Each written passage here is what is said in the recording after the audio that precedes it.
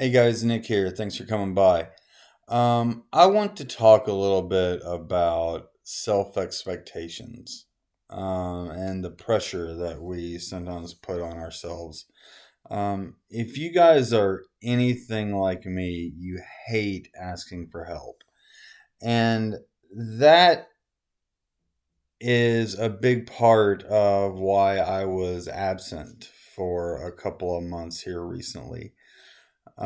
There's been a lot of things that have happened since about 2017 on that I thought that I had dealt with, but I really hadn't. I've started seeing a trauma therapist recently to help me kind of deal with some of that because I wasn't dealing with it in a healthy way. Some of the things were, the passing of my mother, the passing of my father, um, meeting some biological relatives recently, which was an awesome experience, but it was something that I wasn't expecting as an adopted kid. Things going on with the house, our kitchen flooding. I was in two car accidents. I had to have my left knee completely rebuilt. Going from working full time to once I was diagnosed to not working at all. I haven't been able to work for 2 years, and it's just been a combination of a lot of different things that really changed my identity a lot. And I'm now into my 40s. I'm 41, and so I guess you could call it a midlife crisis, maybe. I don't know if you could really call it a midlife crisis in my case because of my diagnosis. Let's be real, my life expectancy isn't exactly as long as it would have been had I not been diagnosed with cirrhosis. But once when the last thing happened with the house and we got really displaced while all of that is going on, still kind of displaced at the moment. Next week you'll probably see me recording in another location, while they're working on the house. But that was kind of the last straw for me mentally. I thought that I had been handling, things well, but what I had really just been doing was, just putting more and more stuff to do, just trying to keep myself busy, so that I didn't have to deal with those things. And I thought that by keeping myself busy, that was a healthy way, just keep moving on, just like that little engine that could, just keep on chugging, keep on chugging.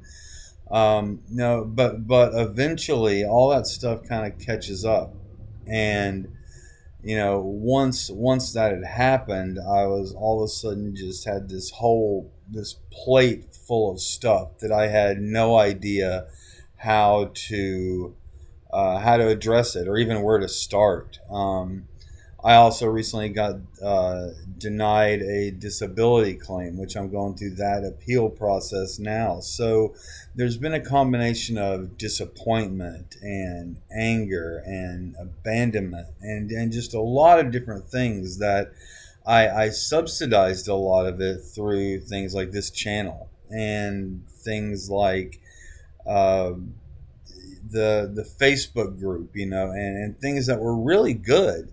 I mean, and they were doing great things for me, and hopefully they were doing good things for you guys. And I think that it helped me. I mean, I don't even want to think about where I would have been mentally a year ago had I not started to do these things with you guys and kind of sharing my life and sharing my story, because sometimes it may come across as me just complaining, about things that have happened, because a lot of this stuff, with deaths in the family, things like that, they're not uncommon things. I mean, they're things that happen to pretty much everybody.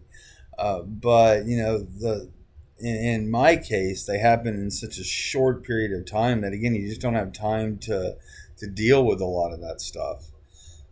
So I think, after I kind of started to, I'll use a pro wrestling term, once I kind of kicked out of my, the really heavy part of my illness, I think I got a little bit cocky, and I began to think, that, I was back to my normal self, which, I wasn't, and in reality, I knew that I wasn't. I was trying to hide it. Because I think, and I'll just speak for men in general.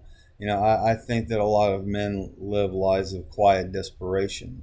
And I think a lot of women do too, but I can only speak, from an area that I know about. I was always the leader in all the jobs that I had. I was, always in management, or I was always, a team lead. I was well respected. I had a really good reputation in both of the two major career paths that I had, each of which were about 10 years long. So once all that stopped, and I no longer had a place to go to work every day, I really hit a stage of depression, and I didn't know that I had a depressed nature. I've always been anxious, I've always kind of been high on that anxiety scale, but I never identified myself as depressed. And especially over the last 6 months, I really learned what depression was, and how hard it is, and how it's difficult to do anything. And with that, I also get very defensive. It's that fight or flight mode. It's that reptile brain. It's the it all becomes self preservation, and you begin to think that anybody and everybody is against you. And so what I did in kind of an unhealthy way was I removed myself from the situation. I wanted to know, but I didn't want any of the responsibility of it. I wanted to help, but I didn't know how to. I could barely, help myself, let alone help anybody else. So, I had to seek professional help to to kind of work through that. And it's not really something that I'm proud to say. It's actually a little bit embarrassing to say that, but it's something that I had to do. I just didn't feel like, I knew that life wasn't fair, but to me it had gone beyond not being fair. I didn't even have a chance to try to heal or to try to kick out. So I think in doing that, I exacerbated a lot of things that could have been just minor stuff, and could already be resolved, but I just allowed all of that stuff to pile up. So now I'm slowly but surely, kind of going through those little things and trying to fix, those those little holes in the concrete, or the little holes in the driveway, that I made along the way, trying to fill those back in, and trying to fill them back in with good concrete, not just covering it up with some sand, or just covering it up with something. I hope that makes sense. But that's kind of as far as I want to go right now, and kind of explaining what happened, and kind of where I was. I'm still gonna continue to work through it, and I think that you guys will see a lot of that stuff as I walk down this path. And thank God for Carrie. I mean, she's been a saint. Through all this. I mean, I don't deserve the kindness that I've received, and the seeing how much people care has really helped make a lot of this, or all of this, possible, because I thought I was strong on my own, and I don't do well on my own. I need people around me. I need that type of community, and that type of camaraderie. So I've started to go back to my in person AA meetings. Those were always great, and I always really enjoyed those. Um, I always say, whenever I leave one of those groups, just like whenever I do one of these videos, I feel lighter, by the time I'm done with it. So that's kind of the long and the short of what's been going on for me personally over the last couple of months.